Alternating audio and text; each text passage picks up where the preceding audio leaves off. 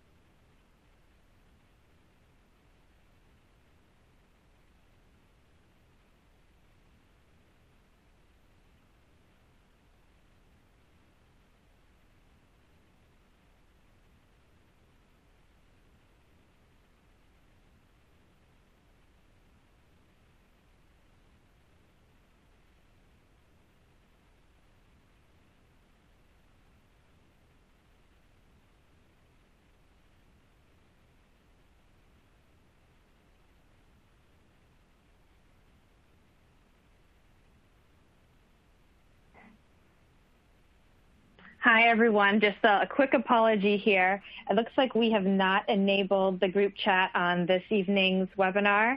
Apologies for that, but you can still use the Q&A box to chat questions to the presenters. So you still do have that option, but unfortunately it looks like the group chat wasn't enabled tonight. But I think now we can probably get started. Another apology up front that we are experiencing a bit of a lag with our slides. So you may hear people talking about a certain standard and not quite see it on your screen right away. But just be patient, it will catch up. And it's not anything to do with your computer or something that is wrong with the way that you are viewing it. It's just a little bit of a lag that's built in to this platform. So some introductions. My name is Claire Rivero. I am the Digital Strategy Manager for the Tools and Classroom Resources team here at Student Achievement Partners. My co-host tonight is Barbara Besky. She is the Senior Math Specialist here at Student Achievement Partners. And then tonight we have a special guest, Marissa McClish, who was instrumental and supportive in helping us develop this extended version of the coherence map. She is the Professional Growth Systems Project Coordinator at Washoe County School District. And this is a Core Advocate webinar. If you aren't familiar with the Core Advocates, they are a group of educators who believe in the power of standards to prepare all students for college and careers. This is a free network, and we invite everyone to join, and you'll see a link in a moment about how to do that. But this is a free network that provides opportunities, resources, chances to network, and you get a newsletter every month that outlines all of those different opportunities. And this is also the source of all of the webinars that we hold monthly.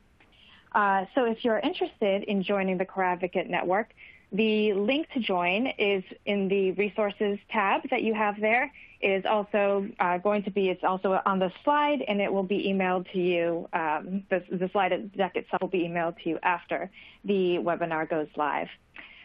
Some other links here, you can visit our website. This is the home of the Coherence Map, and if you have any questions about the Core Advocate Network, you can feel free to email Jenny Beltramini. Her email is here. So we are going to start tonight with the way we start all of our webinars with a question that we have for you all, which is how many Core Advocate webinars have you attended in the past? So we have found that a lot of times we have folks who are totally new to our resources, that this would be your very first one. Some people who have seen a couple here and there, and then some people 16 plus who are probably the folks who have been asking us to extend the Coherence map for many years. So if you're in that 16 plus webinar category, thank you for being patient, and we're excited to share the extended Coherence map with you. All of our webinars are recorded and they are available on our website. So if you like what you're hearing tonight and you're interested in learning more about different topics and you're curious if a webinar has been recorded about that, you can go onto our website, achievethecore.org, and view all of the recordings there. So it looks like most people, this is your first webinar. So welcome to everyone who is here for the first time. I think you picked a good one to come to. The Coherence map is one of our most exciting and most popular tools, and this extension is just making it even better. And looks like that's the majority of you, but we also have some folks 1 to 5, as well as some 6 to 10, and some who have seen up to 15 webinars, which is great. Welcome to everyone.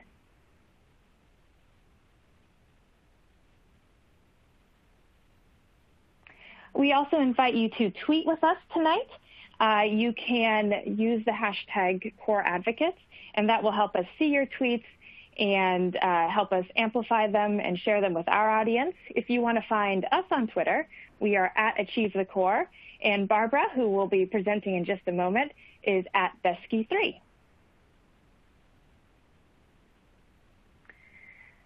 So just a quick reminder about the different ways you can engage on this webinar. We have the questions option, which enables you to ask questions directly of us here at Student Achievement Partners and of the presenters.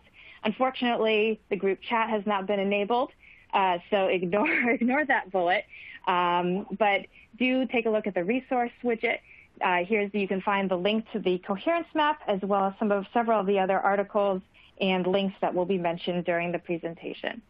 And then a reminder, you can access the recorded webinar via the link that will be emailed to you after the presentation.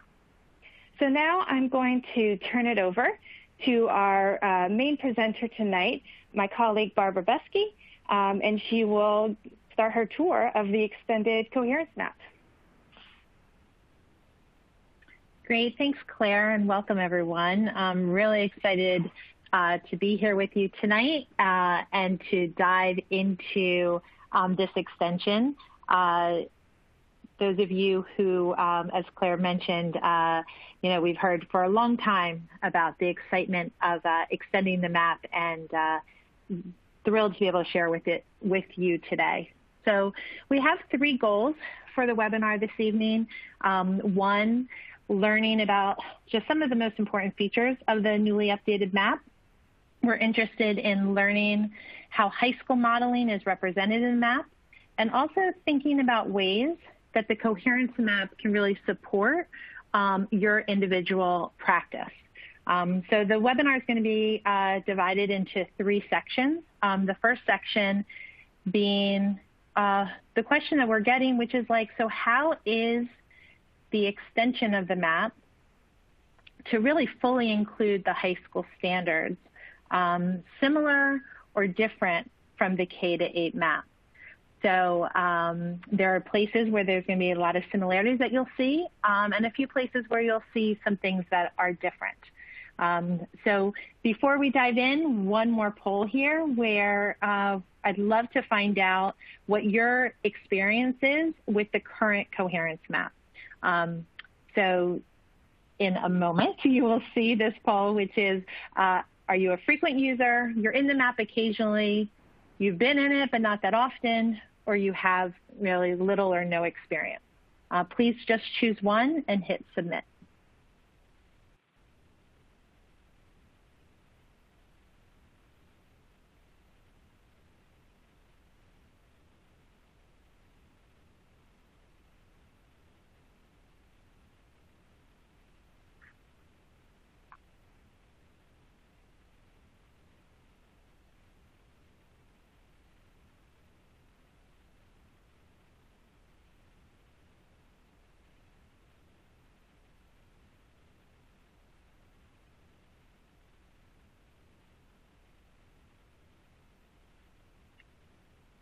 Awesome. So we see that really nice split here of frequent users, occasional users, and 21% of you that have really little or no experience.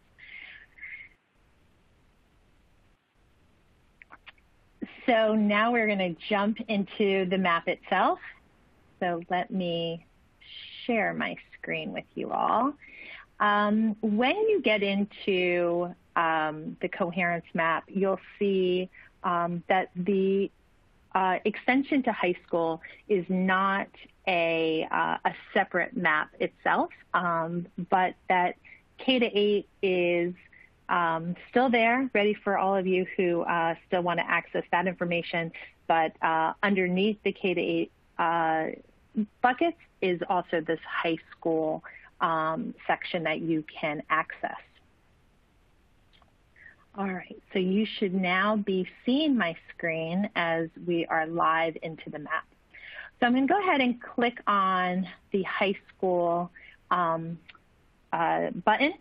and what will pop up is the 6 conceptual categories: number and quantity, algebra, functions, modeling, geometry, and statistics and probability. We're going to look specifically tonight at a couple of the standards in the algebra conceptual category, specifically in the domain of seeing structure in expressions.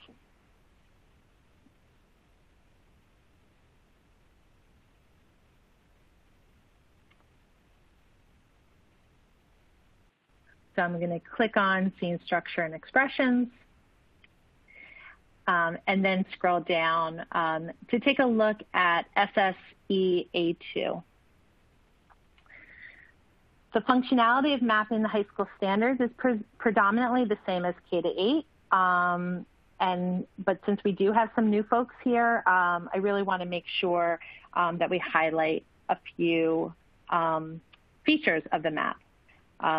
In the top navigation, so where you see Coherence map at the top of the map, and it says grade high school, category HSA, you'll see the domain HSA-SSE. That will be your kind of map of knowing exactly where you are at all times. So you are currently in the domain of seeing structure in equations. I'm going to go ahead and click Map of Standard A2. When I get there, I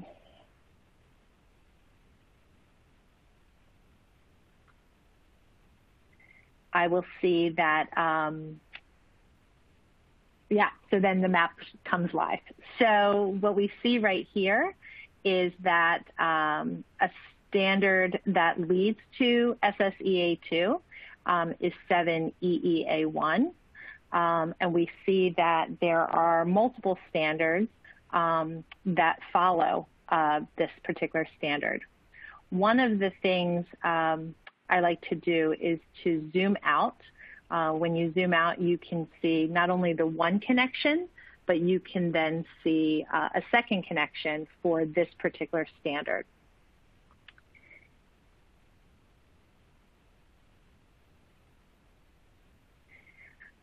A couple places, as I mentioned, to remind yourself where you're mapping is I can see up again at the top navigation, I see that I'm at SSEA2.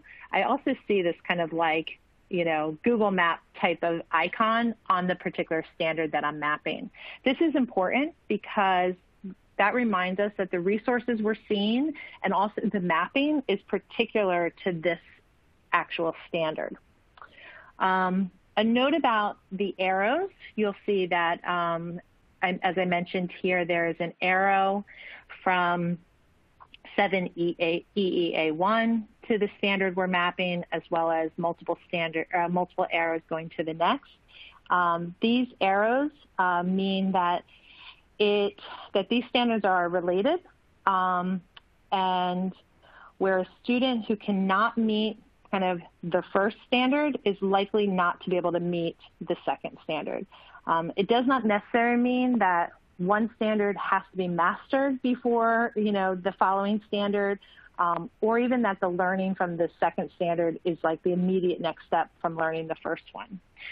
You'll also see dash lines. These dash lines mean these standards are related, but in no specific order.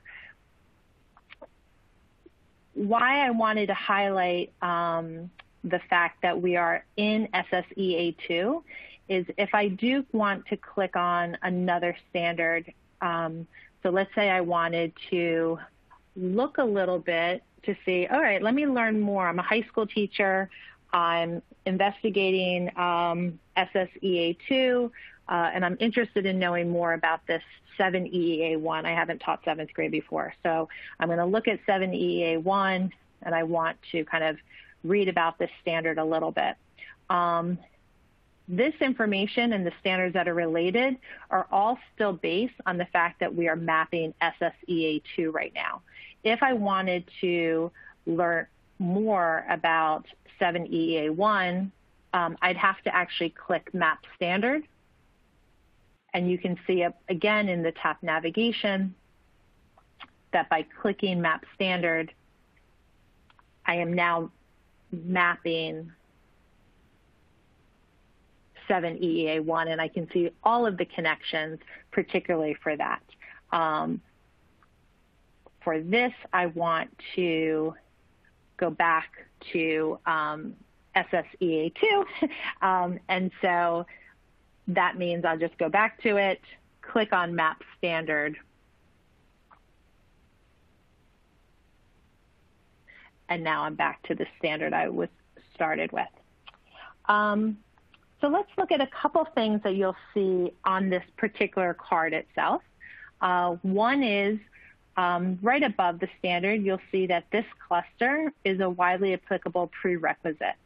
Those of you who are familiar with the map know that in K-8, that's where we would normally say whether or not the cluster was major work, supporting work, or additional work. And then if you scrolled to the end of the card, to the bottom of the page, you would see one of the tabs that says Focus. In the K-8 map, that'll show you the focus documents. In the high school cards, this will lead you to the PDF of widely applicable prerequisites. I believe that is been loaded as one of your resources, but if it's not, you can easily find it on Achieve the Core by just searching for widely applicable prerequisites or achievethecore.org/focus. So after you scroll down past the standard itself, you may note this special feature that says course information. As we talk to many educators around the country about what it would look like to include high school standards into the map, there was a lot of folks who are really interested in what course these standards may fall under. So first, a disclaimer. The course designations in the Coherence map do not mandate what course a standard should be addressed. They're really here just to offer a picture of where each standard is targeted in a framework review process SAP engaged in last summer in 2018. You should always consult, your district or state guidance for content and course and assessment information for your setting. But let me tell you what is here. So what you'll see is both traditional and integrated options. I'm going to actually first go to the question mark. When I go to the question mark next to course information, this is going to tell me that 20 frameworks were reviewed to investigate the courses in which this standard is typically addressed. You can click on that green button to read about what frameworks we reviewed. But we took that information from that review process and made some determinations. So you'll see in the standard we're looking at right now that it says all or almost all of the frameworks consulted address this standard in Algebra 1. In geometry, few or none of the frameworks consulted address this standard, and in Algebra 2, all or almost all of the frameworks consulted address this standard. So what does that mean? You'll see the terminology all or almost all, most, some, or few or none. All or almost all means that more than 89% of the frameworks we looked at address that standard in that course. Most was 64 to 89%, some was 20 to 63, and few or none meant that less than 20% of the frameworks addressed that standard. So you'll see now the integrated few addressed this standard in Math 1, most did in Math 2, and all or almost all did in Math 3. When you go to that question mark, you can hit Learn More to see those percentages if you didn't have a chance to write them down. We're going to look at a couple more standards here in SSE to see two different ways that parent-child standards have been treated. So what I had to do was go back up to the domain. I'll see SSE A1. And when I look at SSE A1, I'll see that the entire standard for 1A and 1B, which we'll call the children's standards, when I map SSA1, the entire standard is being mapped along with the children's standard. So this is consistent with what you've seen in the K-8 mapping. What is different with some of the high school standards, and you'll see this as we click on a SSE B3, is that there are some rare cases where the parent standard does not get mapped itself, but instead each of the child standards gets mapped separately. So here you'll see, unlike a 1A, where all the child standards fell under 1, and you mapped it as a whole. Here we would map individually B3A, B3B, B3C, and so on. Why are there some cases like that? There are some cases that, there were either tasks or specific ways we wanted to separate the standards. For instance, when you look at some of the prerequisite standards for SSE B3A, you'll see 7EEA1, 2, and REI B4. But if I, for instance, go to SSE B3C,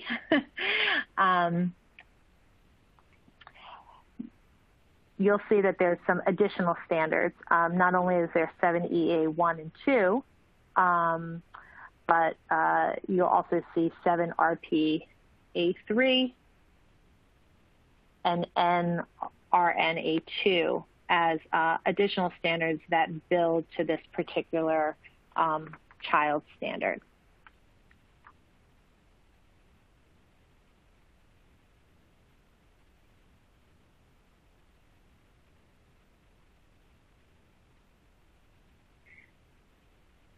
So I want to actually pass on the mic to Marissa, who's going to share a little bit more about some of the other important features in the Coherence map.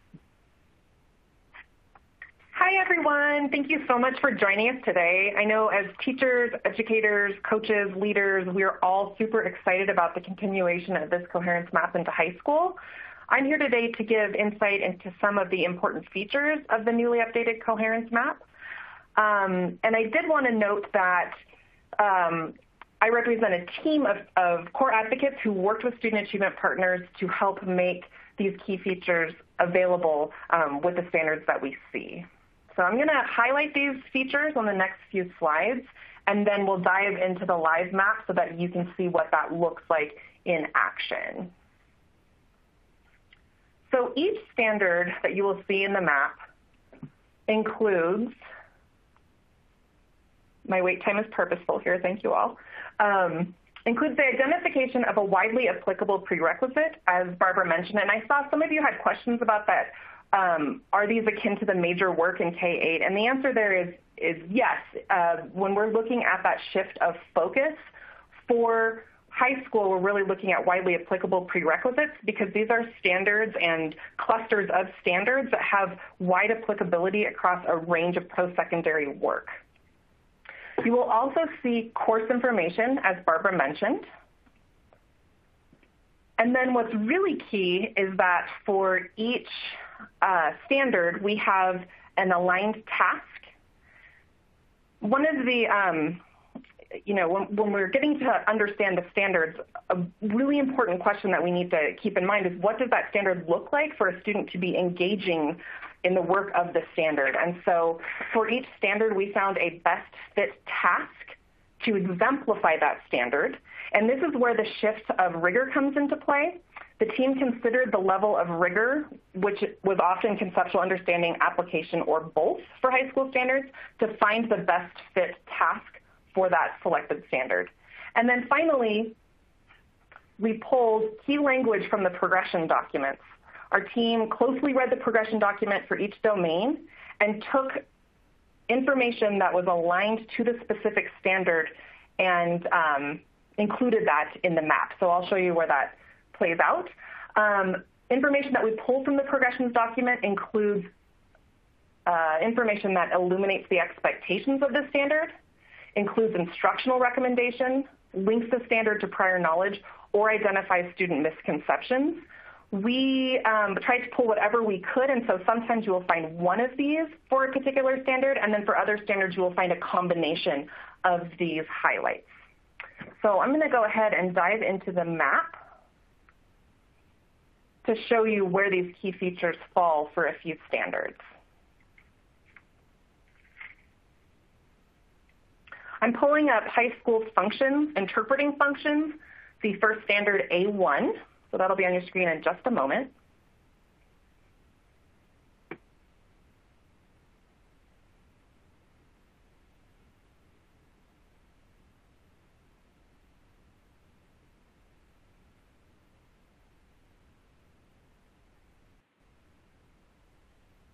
Okay. So here we see that this standard is part of a cluster that is widely acceptable prerequisite, so that being noted there on the standards level helps to remind us of that. You also will see the language of the standard written and the course information, as Barbara mentioned. One thing I wanted to point out about the course information that's really useful is that this is an area where we can have conversations in our professional learning communities and with our collaborative partners on site about where are we including this information. Are we really pushing this standard in one grade level as well as another level to equal intensity? Where do we want that intentional mapping for our students' progression in high school to be for them to be the most successful within our course guides? You will also see an example task. In this case, it's the parking lot provided by Illustrative Mathematics. The task really also serves to exemplify that standard, as I mentioned before. This helps us educators align instructional and assessment decisions within our collaborative partners and professional learning communities. You can click on the task to expand it to see the entire task. And you can also do that with the solution that is provided below.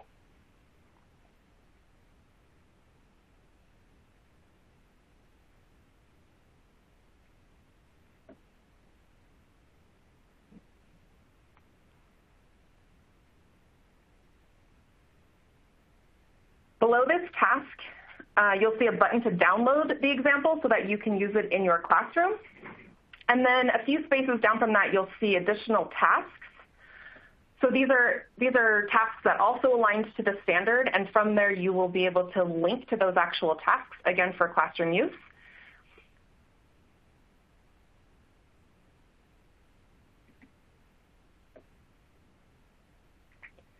to me, this really goes back to those four questions of what do my students need to learn and how am I going to know that they've learned it? And so these are really key examples that we can use for that formative data in our classrooms to make those instructional decisions on how are my students progressing with this content.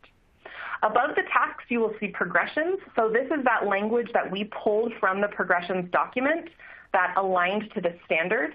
In this case, for this standard, the progressions information included information about students' prior learning as well as instructional information to help us with our classroom instruction. I'm going to switch over now to high school algebra, reasoning with equations and inequalities, A1. And on your screen, you'll see I just popped right over to it. I didn't navigate through the top just because we have a little bit of a delay, but I could have also clicked on those four buttons at the top to get me back to the level of high school, and then I could drill down into algebra. So looking at this sample, you'll see something that's really key. On the left side, we have several standards from previous grade levels that represent prior learning that our students are coming in with. And so why does this matter? Well, for one thing, as an educator, it helps me understand what standards the students were focusing on and when. We have some 6th grade and some 8th grade standards in this case. So one thing I can do is I can actually go to those standards not only to better understand them, but I can also pull tasks as a way to not only explore the standard for myself, but also to activate and assess students' prior learning. That way I can attach this new learning that we are looking at in high school to their previous learning, because we know instructionally that makes for a more meaningful and deeper learning experience for our students.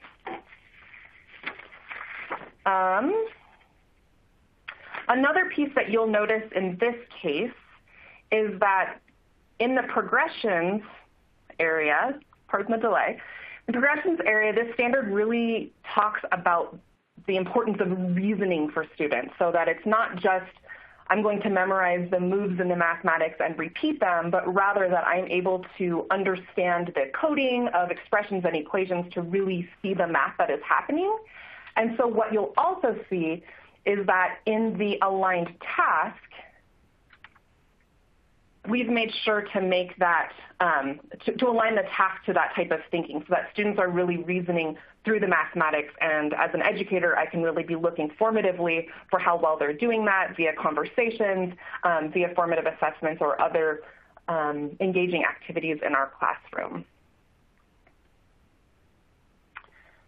So I wanted to just thank everyone here for checking out these key features and invite you all to explore, dive, and learn. I know many of us have been excitedly waiting for this milestone. To me, it really unifies educators from elementary through high school and really enables us to see and engage in the purposeful progression of student learning outlined by the standards.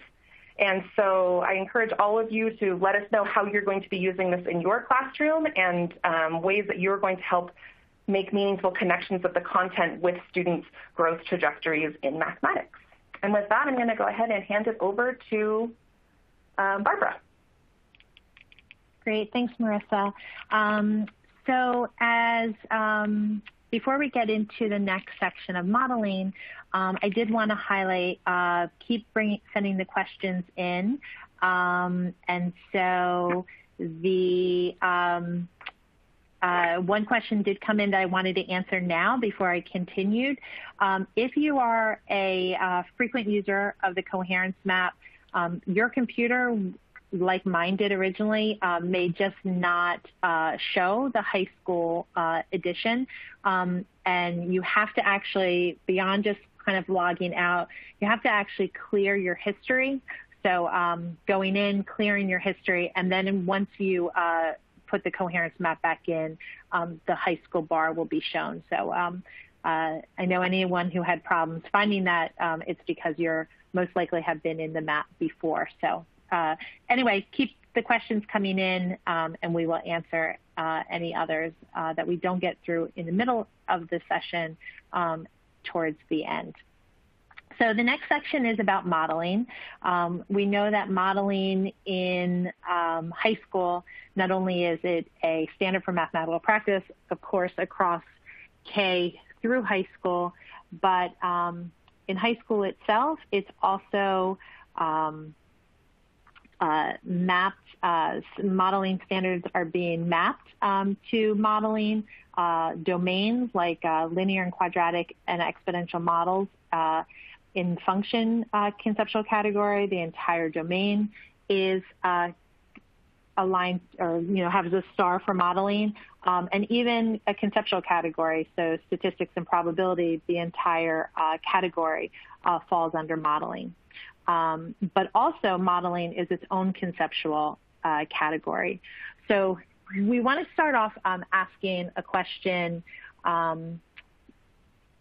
What is your go-to resource currently for high school modeling tasks? So since we don't have the group chat, you can just throw those into questions, or you can just think about them or tweet them out would even be better. So currently, where do you go to get high school modeling tasks?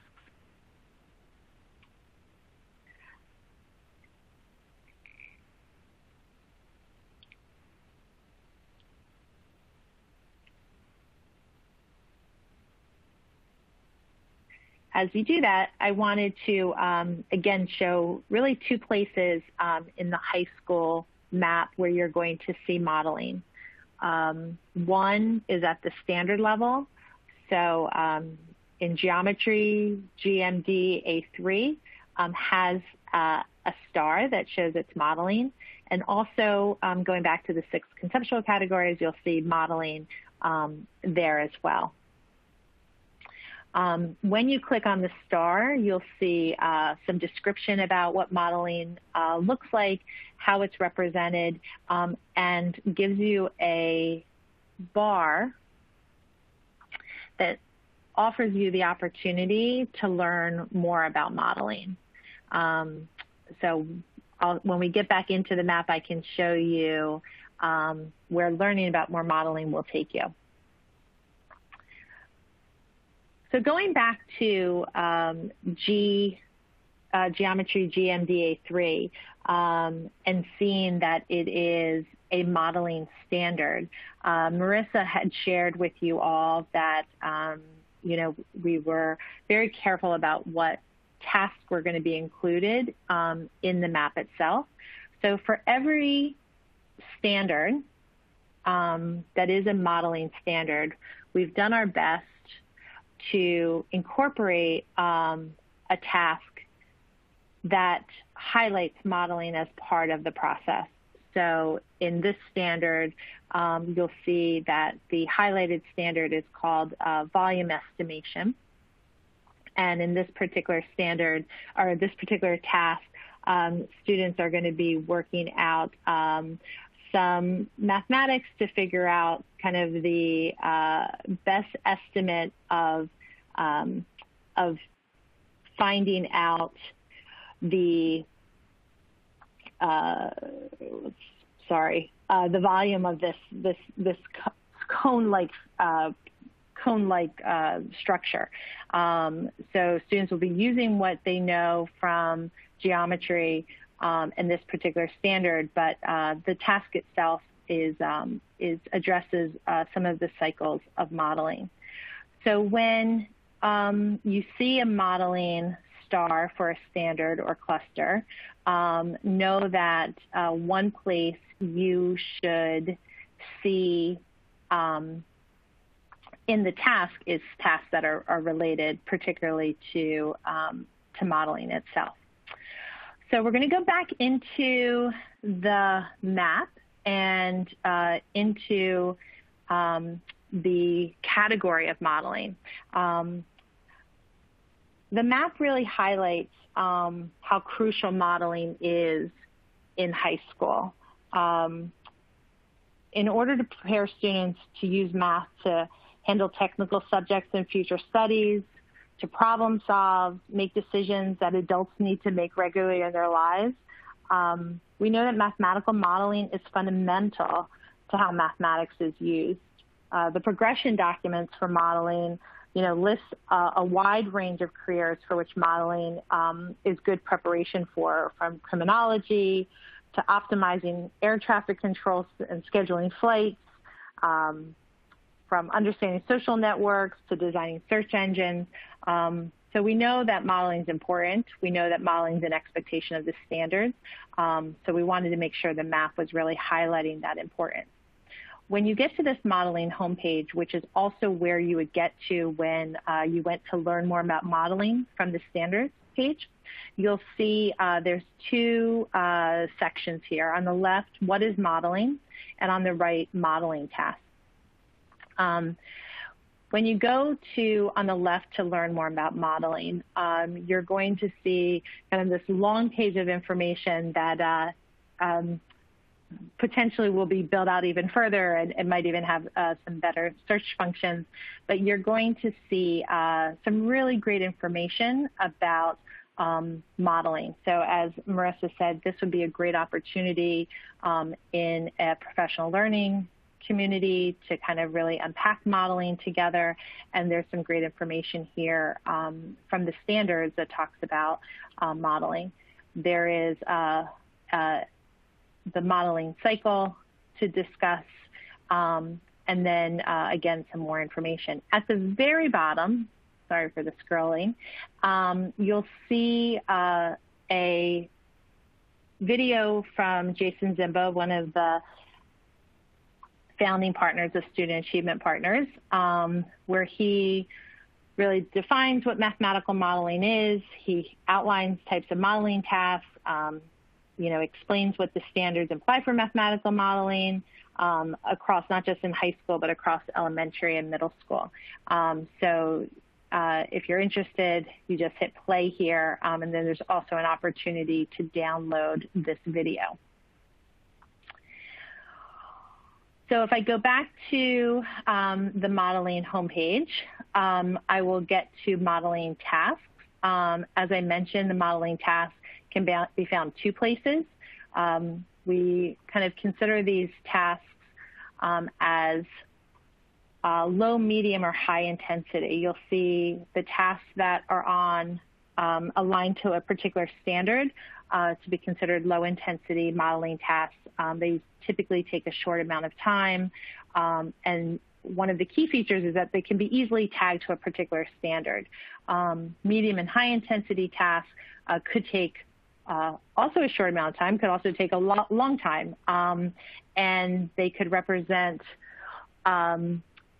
many or all of the stages of modeling cycle.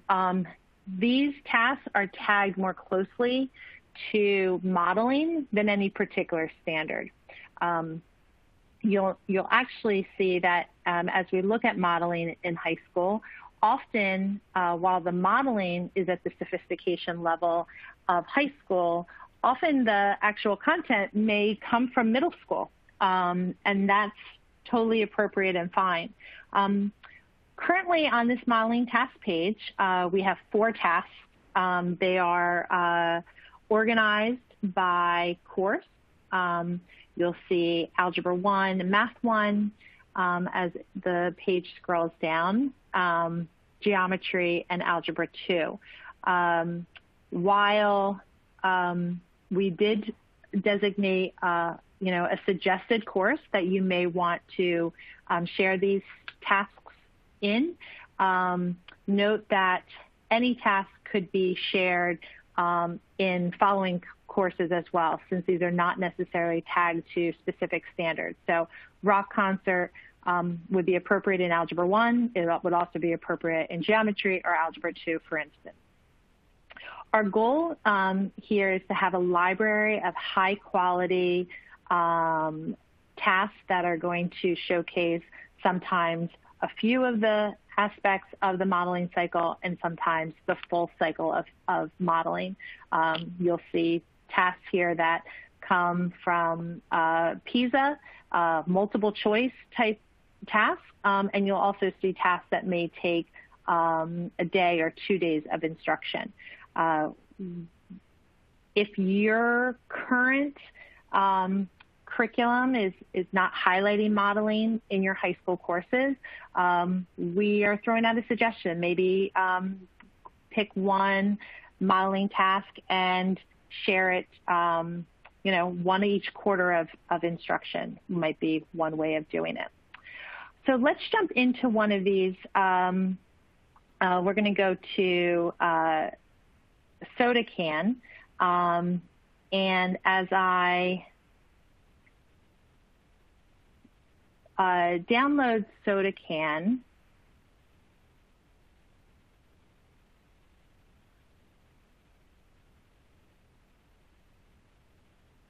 and I might not be able, I just wanted to highlight a couple features. What you'll see in the PDF here that you can print out is the source of the task itself, and then a commentary where we are highlighting the different aspects of the modeling cycle that are featured in this particular task. We then also provide a solution to the task. We are looking forward to sharing some student work. And then we have a kind of student-facing version of the task that you could print out and use in your classroom.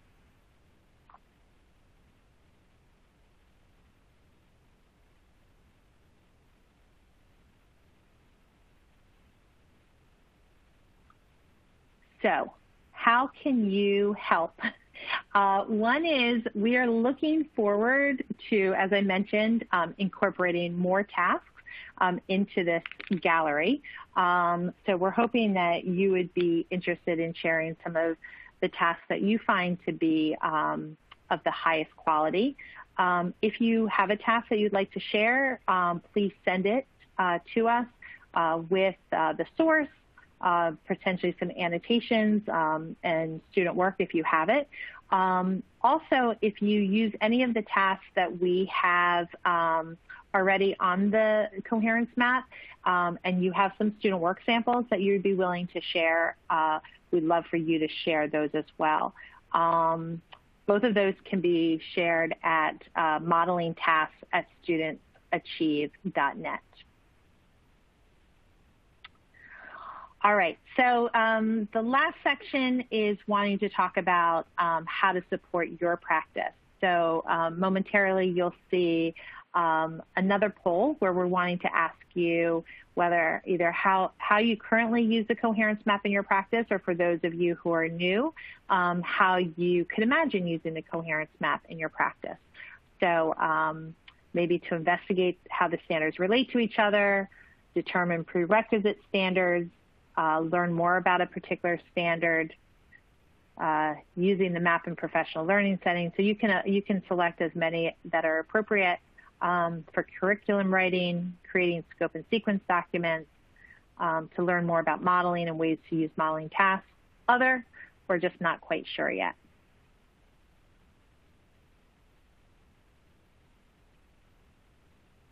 Oh, maybe it's only letting you select one. So maybe your favorite way to use the map.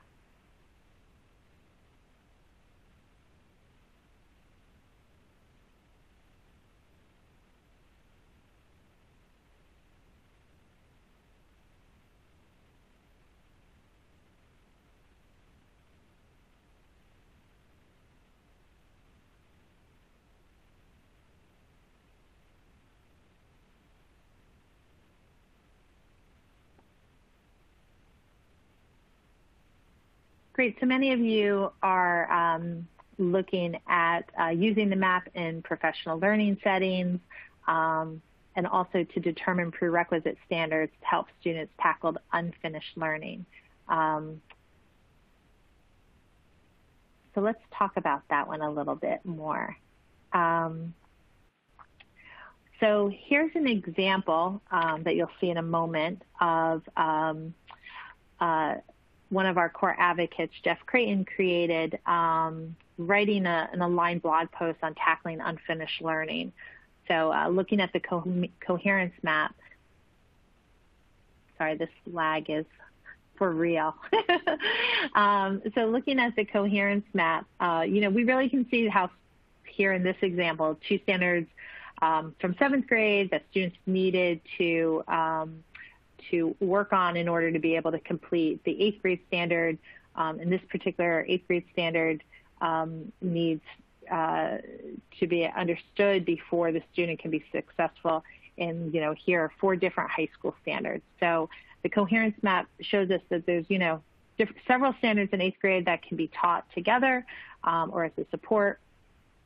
So looking at this, it can really help anticipate where students may struggle, where they may need some support, and where maybe there's opportunities to attack some unfinished learning before or in conjunction with the grade level work.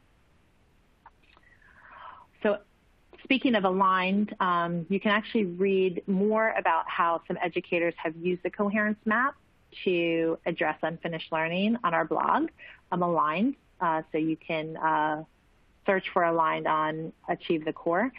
These articles are also in your resource tab, or like I said, you can hit unfinished learning in the search bar on Aligned, and you can read more about some ways to tackle unfinished learning. Another way we talked about using the coherence map that I think is going to be really powerful is collectively as a field that we all learn more about really what modeling is in high school and ways to use modeling. So as I mentioned moments ago, on the coherence map, there's some great information in the Learn More About Modeling. I really recommend you listening to Jason's video presentation and diving into some of the modeling tasks, both individually as a PLC and sharing them with your students. So that leads to question time.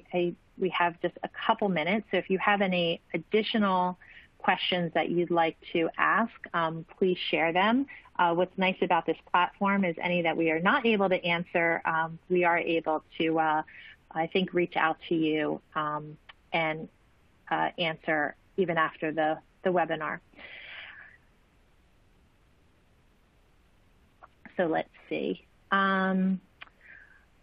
Great. So we have a question about, are the modeling tasks using online tools? So yeah, what's really interesting about some of the tasks is the variety of ways students can attack the task. So we have a task that's going to be coming on that students may choose to use a graphing calculator. They might graph something by hand. They may use, as you asked in your question, they may use Desmos or some other type of spreadsheet.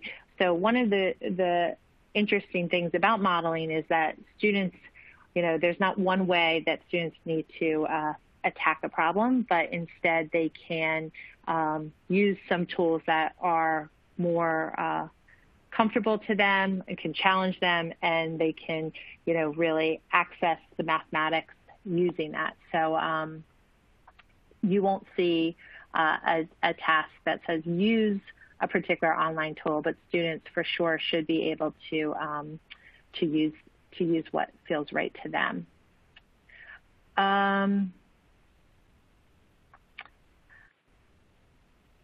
See another question here.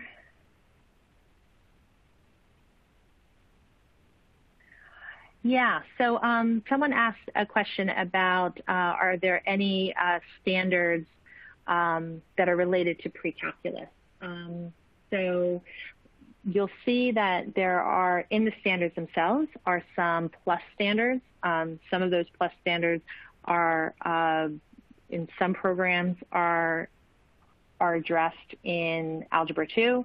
In many programs, those plus standards may be related or represented in more of a post-Algebra 2 course, similar to pre-calculus. Hope that answers your question. Another question was, is there a recommended sequence to teaching these standards?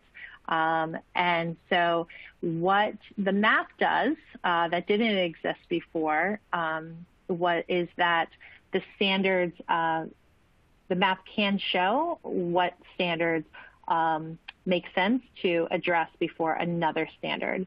But within that map, there'd be many ways to organize those standards. So you'll see in different curriculums, authors have taken different routes to achieving all standards. Let me take one more question.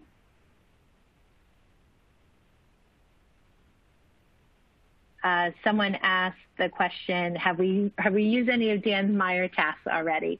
You'll see on Achieve the Core, we have one of Dan Meyer's tasks on one of our tasks. I believe it's for either middle school or high school, but for sure we will be looking at some of his tasks for the coherence map as well. If there's one in particular that you think really highlights the modeling cycle, please share it, as I shared moments before, around from modeling tasks at studentsachieve.net. I see that there's still several questions coming in around major supporting and additional work, and maybe that should be another webinar where we can talk a little bit more about what focus looks like in high school. So I think we'll take that as a next step for ourselves. So I'm going to pass the mic back to Claire just to share a few more slides before we say goodbye. Thanks, Barbara, and thanks, Marissa. Thanks to both of you for your wonderful presentations today. And thank you to everyone who joined us tonight, who asked such wonderful questions. I can see that there are a lot of questions that didn't get answered, but we do, Barbara is right, we do have the ability to email you answers to your questions. So if you didn't hear an answer, we do see your question, and we'll try and get back to you about that. So if you enjoyed what you heard tonight, we invite you to join, and you aren't a core advocate yet, we invite you to become a core advocate. The link is here. It is also in your resource tab. Again, it's a free network, and you'll get emails and updates about new tools, just like the extended coherence map, as well as professional learning opportunities like these webinars. And we have another webinar coming up next month. We have webinars every month, the first Wednesday of the month at 7 p.m. Eastern Time. And next month's webinar will be an ELA-focused webinar. It's called Text at the Center, and it will feature Meredith Lieben and Sue Pimentel. They will be delivering that webinar about using text at the center of your instruction. The link is in your resource tab. It is also on the slide here. So thanks again for joining us tonight. I hope everyone's excited to go explore the extended coherence map for yourself and start using it and giving us feedback on it. So thank you again so much for joining. Have a good night, everybody.